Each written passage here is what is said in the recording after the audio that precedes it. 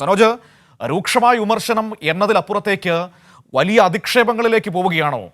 അങ്ങനെയാണോ ഈ ചിറക്കടവ് മണ്ഡലം പ്രസിഡന്റ് FB പോസ്റ്റ് ഇപ്പോൾ ശശി തരൂരിനെതിരെ വന്നിരിക്കുന്നത്? ഇന്ത്യയുടെ വിദേശ പ്രതിനിധി സംഘത്തിൽ ശശി തരൂർ ഉൾപ്പെട്ടതിന് പിന്നാലെയാണ് കോൺഗ്രസ് പ്രവർത്തകർ വ്യാപകമായി ശശി തരൂരിനെതിരെ ഫേസ്ബുക്കിലൂടെ അസഭ്യവർഷം ചൊരിഞ്ഞുകൊണ്ടിരിക്കുന്നത്. ഇങ്ങനെ ഒളിഞ്ഞും തെളിഞ്ഞും പ്രവർത്തകരുടെയും പ്രാദേശിക നേതാക്കന്മാരുടെയും നേതൃത്വത്തിൽ ശശി തരൂരിനെതിരെ രൂക്ഷ വിമർശനം ഉയരുകയാണ്. ഇതിനിടയിലാണ് കോട്ടയം ജില്ലയിലെ ചിറക്കടവ് മണ്ഡലം പ്രസിഡന്റ് കൂടിയായിട്ടുള്ള സേവിയർ മൂലക്കുന്ന് എന്ന് പറയുന്ന വ്യക്തി ശശി തരൂരിനെതിരെ അതിരൂക്ഷമായ വിമർശനം നടത്തിയിട്ടുള്ളത്.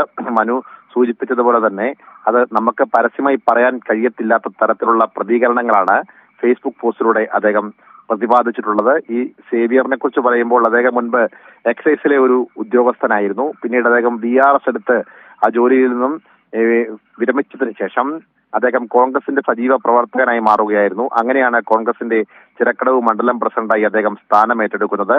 അങ്ങനെ ഉത്തരവാദിത്വ ബോധമുള്ള ഒരു സ്ഥാനത്തിരിക്കുന്ന നേതാവിന്റെ ഭാഗത്തു നിന്നുമാണ് ഇത്തരത്തിൽ പ്രതിശൂന്യമായ പ്രതികരണങ്ങൾ ഉണ്ടാകുന്നത് എന്നതാണ് ഏറ്റവും ശ്രദ്ധേയമായിട്ടുള്ള കാര്യം. രാജ്യം ഒരു വലിയ പ്രതിസന്ധിയിലൂടെ കടന്നു പോകുമ്പോൾ കക്ഷി രാഷ്ട്രീയത്തിന് അതീതമായി ഒരു ദേശീയ തലത്തിൽ അന്തർദേശീയ തലത്തിൽ പ്രവർത്തിച്ച ഒരു പൊതുപ്രവർത്തകനെ അത്തരമൊരു പ്രവർത്തനത്തിന് വേണ്ടി രാജ്യം വിനിയോഗിക്കുമ്പോൾ അതിനെ മുമ്പ് മനു സൂചിപ്പിച്ചതുപോലെ തന്നെ വേണ്ട വിധത്തിൽ പ്രയോജനപ്പെടുത്താതെ കോൺഗ്രസ് പാർട്ടി അദ്ദേഹത്തെ BJP പാളയത്തിലേക്ക് തള്ളിവിടാൻ വേണ്ടി ഒളിഞ്ഞും തെളിഞ്ഞും നീക്കം നടത്തുന്നു എന്നതിന്റെ ഏറ്റവും ഒടുവിലത്തെ ഉദാഹരണങ്ങളാണ് ഇത്തരത്തിലുള്ള പ്രതികരണങ്ങൾ. ഇത് ഒരു ഒറ്റപ്പെട്ട സംഭവമല്ല, വ്യാപകമായ രീതിയിൽ ഇത്തരത്തിലുള്ള പ്രതികരണങ്ങൾ സോഷ്യൽ മീഡിയ വഴി വരികയാണ്.